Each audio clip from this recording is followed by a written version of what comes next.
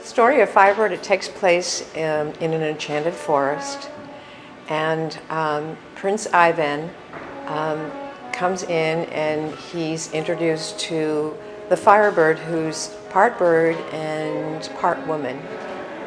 And he's looking for his princess. She agrees to help him.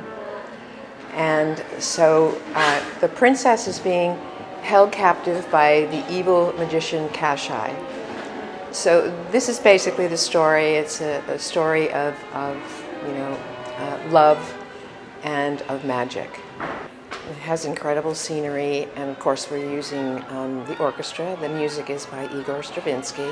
The role of the Firebird is quite a challenging role because she has to be part, fairy, kind of bird-like, but she also has to be, feminine woman.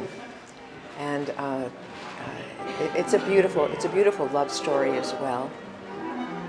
Serenade is the first ballet that George Balanchine actually choreographed, and it was on school dancers. They weren't a company yet. He didn't even have a company yet. It's such an iconic piece. It's done all over the world by many different companies.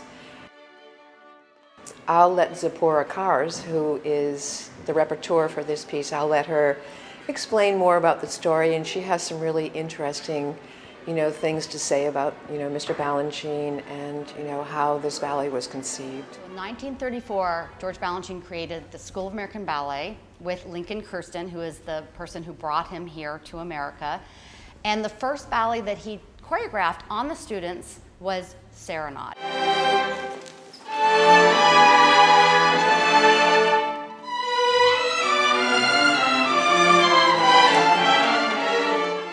Serenade was really choreographed to teach them how to teach them to dance with each other, with the abandonment, with the heart and the technique that became his signature piece. But back in the day, in 1934, they had nothing of that. And then today, it's this amazing masterpiece that has been created. It's changed many times, many forms, but it is still really one of the great classics of George Balanchine, and a favorite for dancers and audiences alike.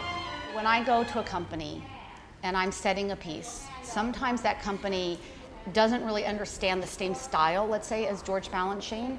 But with City Ballet of San Diego, they're so well versed in the Balanchine repertoire, and they've done a lot of Balanchine. And so it's a specific way of moving, it's an abandonment, it's a freedom, it's a technical expertise as well as very heartfelt and artistic. And so for me to be able to come here and work with them, I don't have to retrain them. I don't have to teach them how to do the style of the dance. I just have to teach them the steps and the counts, and then we can take it further and we can explore. And it is such a wonderful creative process to work with them.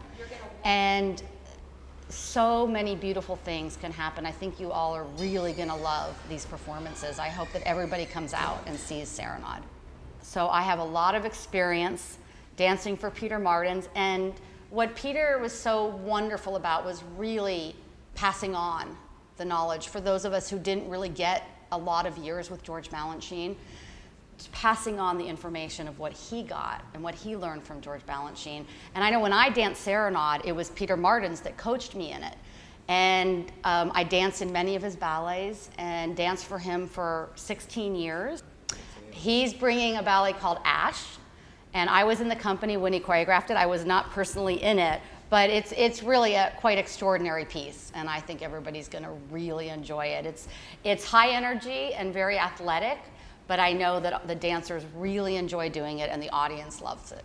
So my father choreographed Ash to the music by Michael Chorkey, and it was his first collaboration with Michael Chorkey. He later on did many other collaborations with him. I think one thing that was inspiring to him, besides the music, was the opportunity for him to really do a ballet just for the young dancers in the company at the time. So 10 of the youngest upcoming dancers that he had at that time, back in '91, he put in this ballet, and it was just a great ballet for all of us to do. This is my my third collaboration with the company. I did Concerto Barocco 2 years ago, And last year I did Hallelujah Junction, another ballet by my fathers. That also is very high-paced and demanding, stamina-wise, and just understanding the musicality of it. So Ash fits into that category completely. Ash was a very important ballet to me, is a very important ballet to me because it was the first principal part my father choreographed for me. And it's just something that's very close to me, close to my heart. So last time I had a large chart with a lot of the counts and everything just to make it easier for the dancers. This time I'm unfortunately having them remember them. I did not write them down, even though I did share them with my ballet mistress.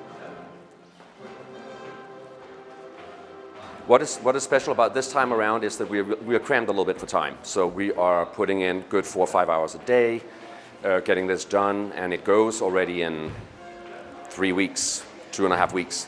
So it's also a matter of building up stamina for the dancers. That's an important aspect of the ballet. Also on the program is a new piece choreographed by Elizabeth Wisrich, co-artistic director, and it's an adagio by Samuel Barber. This is the Samuel Barber Adagio, which I choreographed in 1990 for a university here in San Diego. The music is the Samuel Barber Adagio for strings, and it's a beautiful, beautiful piece of music. It's a pas de deux, and it requires a great deal of strength for the man because there are spectacular lifts. And yet the woman has to be very feminine and very, very lyrical, and also up to the task of doing these big lifts. But it's a fairly short piece. It's about 7.5 minutes long, and I think people will really enjoy this piece. It's a wonderful mix. You've got the Serenade, which is very lyrical. You've got Ash, which is very, very contemporary and very, very difficult piece. Then you've got the Barber Adagio, which is kind of like a romantic kind of a pas de deux. And then you've got a story ballet, of the Firebird. So there's kind of like a mixture for everybody. You get, a tutu ballet, you get, tights. You just get a mixture of everything. Yeah, and the costumes for Firebird and the sets for Firebird are, very extravagant. And then you have the live music, with John Nettles, the City Ballet Orchestra conductor. So it's like a wonderful combination of all these kind of, visual senses, the music and the dance and the drama and etc.